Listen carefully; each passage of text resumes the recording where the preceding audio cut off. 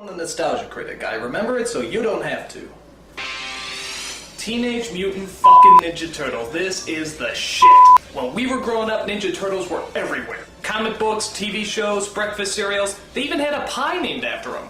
It tasted like splooge, but we didn't care. As long as it had the Ninja Turtles on it, we were happy. So when we heard they were actually making a live-action movie based on this phenomenon, we proudly pissed our pants with joy. We shit ourselves with excitement. We vomited up vast amounts of excrement, shit on it, rolled around in it, put it back in our mouths, and proceeded to vomit it up again in roaring anticipation.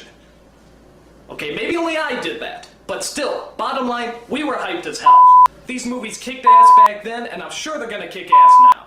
Which is to say I haven't actually seen these movies in years, but that's why as a special treat, I'm gonna sit down and review the movies with you as you're watching it with me. So, grab your vintage Teenage Mutant Ninja Turtle box of cookies and enjoy the show.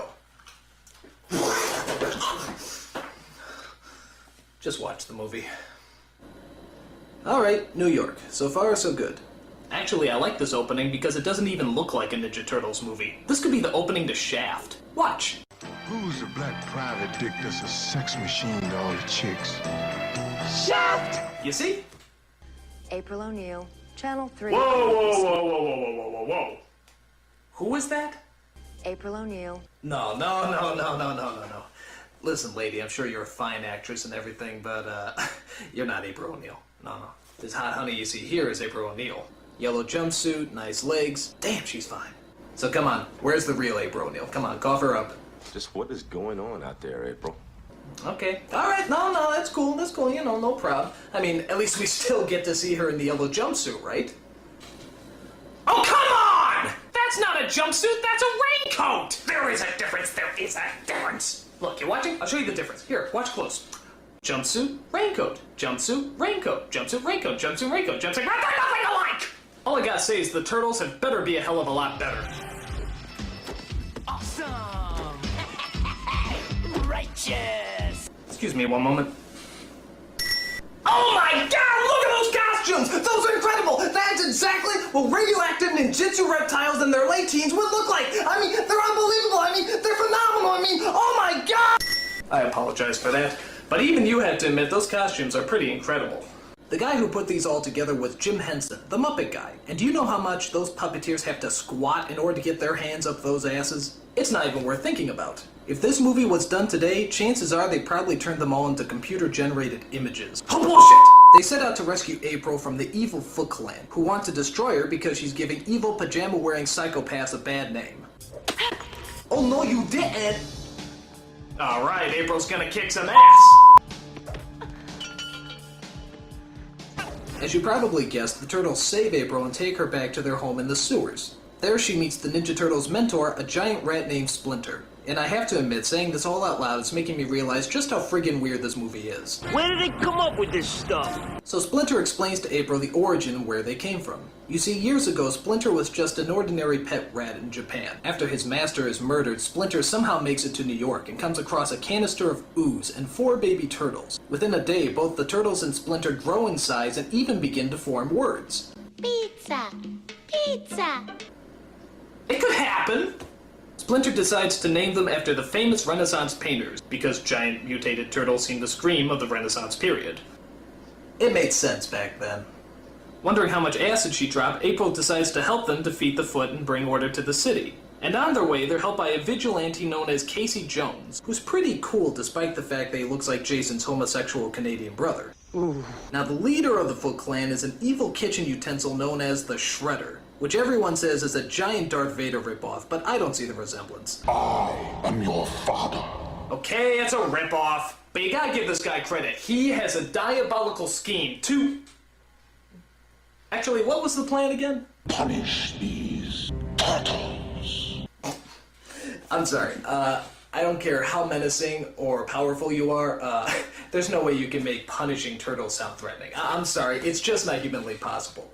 But, you see, he is using kids and teenagers to fight his battles. If you went up to a hitman and said you wanted them to hunt down some turtles, they'd probably laugh in your face. However, if you get a bunch of stupid kids, stone them off their asses, get dressed up in shiny metal, recruit them to be ninjas, and then ask them to hunt down some turtles? Dude, sign me up! Awesome! My only problem with this plan is the costumes they're assigned. I mean, I know they're supposed to be ninjas and everything, but those costumes are so tight, I don't even think they can talk.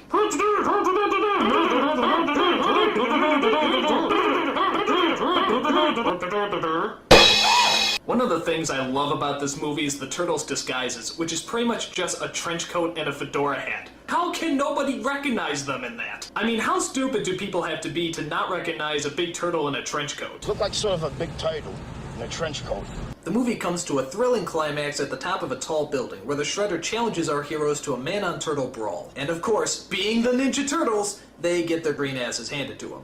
What point did we lose control here? But all that changes when Splinter comes into the picture. It's Sensei versus Sensei, giant rat versus giant cheese grater. The battle of all battles begins. Here it goes. This is gonna be good. Here it comes!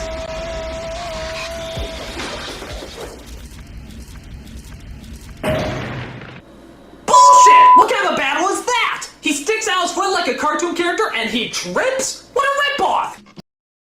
All I gotta say is the next film had better be a lot better. Teenage Mutant Ninja Turtles 2, The Secret of the Ooze. And what exactly is the secret of the ooze? It was made in a laboratory. And that's about it. There's not really any surprises on top of that. Kind of a big letdown. But the turtles are back. And this time around they're, well, more kid-friendly, I guess. After all the parents complained about the violence and swearing in the first film, you know, everything that made it good, the second film tones down the action and the bad language. So instead of using their weapons to fight people, they use stuff like cold food, belts, and yo-yos. You know, stuff you find lying around the house. So now all your kids will know how to turn ordinary household appliances into blunt, badass weapons. Thank you, parents of America. Idiots. And as for the bad language, I don't know. I don't remember too much swearing in the first film. Ninja kicked the damn rabbit. Damn. Okay. So every kid was swearing like a bastard after they saw this movie. But granted, it's a lot better than their original cut. Fuck that, man. Them niggas around the corner tripped out, man. Where my fuck that, man? Where my strap? Fuck that. Never let Spike Lee direct a children's movie. Can you believe this guy? So the story centers around the return of the sinister Shredder. After doing a short ripoff of Tim Burton's Batman, he gets back into action by plotting his revenge against those pop culture spewing reptiles. He steals a canister of ooze from that guy in Titanic and decides to make his own evil mutants. Within seconds, two innocent, harmless animals are transformed into the sinister duo of Bebop and Rocksteady. Yeah, like I said, Bebop and Rocksteady. Now the one scene everyone remembers is the fight scene that takes place in the whitest of all rap clubs led by the whitest of all rappers. You guessed it, Vanilla Ice. Oh no. Gee, it looks like they're pretty freaked out about all those monsters breaking into their club. But wait a minute. I think the Ice is feeling something. I think he's conjuring up a rap, a sort of ninja rap, if you will. Yo, it's the Green Machine. He is!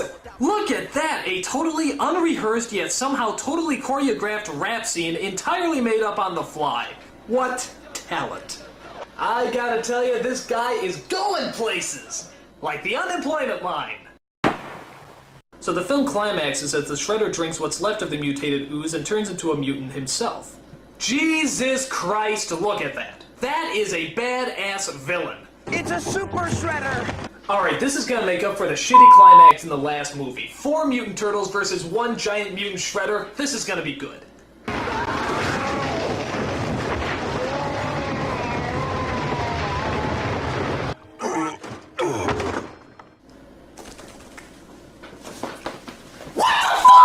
Are you telling me that a regular Shredder can survive a 7-story fall and a dump truck crushing him, and yet a super Shredder can't survive a bunch of wood falling on him? Bullshit!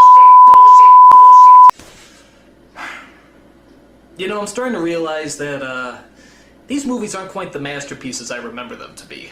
I mean, they're weird as hell, they don't make any sense, and they keep pissing me off with their anti-climaxes. But I shouldn't give up hope. After all, there is still one last movie left, Teenage Mutant Ninja Turtles 3. And seeing how now they've had 2 movies to experiment with and find out what works and what doesn't, I think we can safely assume that this is going to be the best of the bunch. So, sit back and let's enjoy Teenage Mutant Ninja Turtles 3. oh my god, it's so terrible! It's so terrible!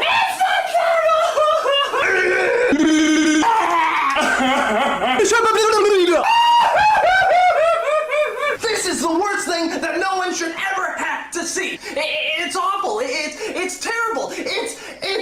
It's so bad I am forced to make up a word to describe how bad it is. This movie is horrible. It's the most horrible movie I've ever seen in my entire life. Okay, like I said, these movies aren't the masterpieces we remember them to be. But it's best not to look at them as movies, but more as a homework assignment.